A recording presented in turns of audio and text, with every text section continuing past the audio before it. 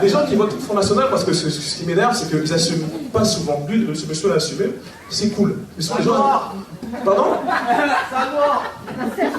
Pardon? Ça reste toujours aussi violent. Quand tu le regardes en tant que spectateur, c'est vraiment très très violent.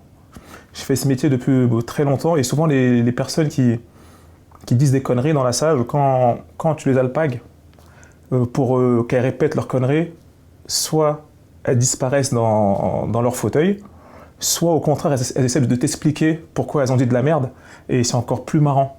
Mais c'est rare qu'une personne dise une connerie et te la répète 3 fois avec un ton assez sec. J'ai pas eu peur de remonter sur scène parce que je suis pas de nature un peu peureuse, mais je me suis quand même dit, est-ce que les gens vont pas vouloir en faire un mauvais gimmick?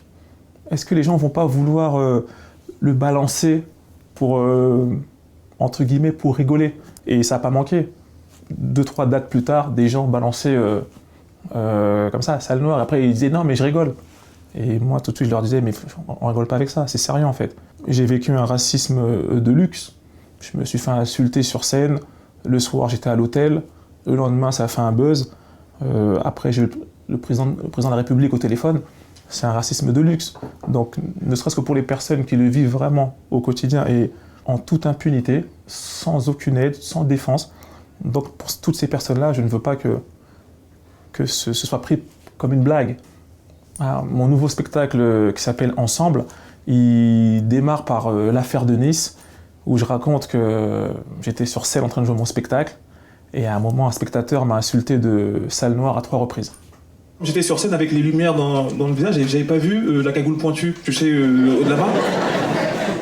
Et c'était violent, mais je suis resté calme. J'ai gardé mon calme, tu vois, parce qu'on ne gagne jamais par la violence, ok?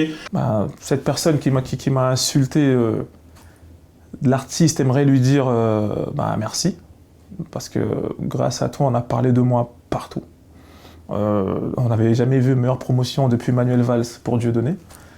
Mais l'homme, plus sérieux, aimerait te dire ce que tu as fait, c'est pas bien, ce que tu as fait, c'est pas respectueux. Si jamais tu n'es pas raciste, si tu as voulu juste déconner, si tu ne penses pas ce que tu as dit, il y a une plainte qui est au parquet de Nice, mais si jamais tu te manifestes, si tu t'excuses, je retirerai la plainte.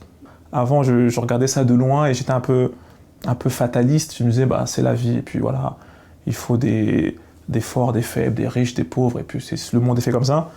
Mais en ayant vécu ça, moi aussi, en ayant participé à plein d'actes associatifs, en ayant été au contact de plusieurs victimes, ça m'a rendu très, très sensible et très, très en colère aussi contre cette société. Le Donnel d'il y a 1 an par rapport au Donnel d'aujourd'hui, je pense que c'est quasiment la même personne, mais avec beaucoup plus d'engagement, avec beaucoup plus d'envie de faire bouger les choses par mon art, mais au-delà. Et le Donnel, peut-être d'il y a 1 an, était déjà un Donnel engagé, mais qui voulait faire plus rire que transmettre des messages. Le Donnel d'aujourd'hui a inversé la tendance, il veut plus transmettre des messages que faire rire.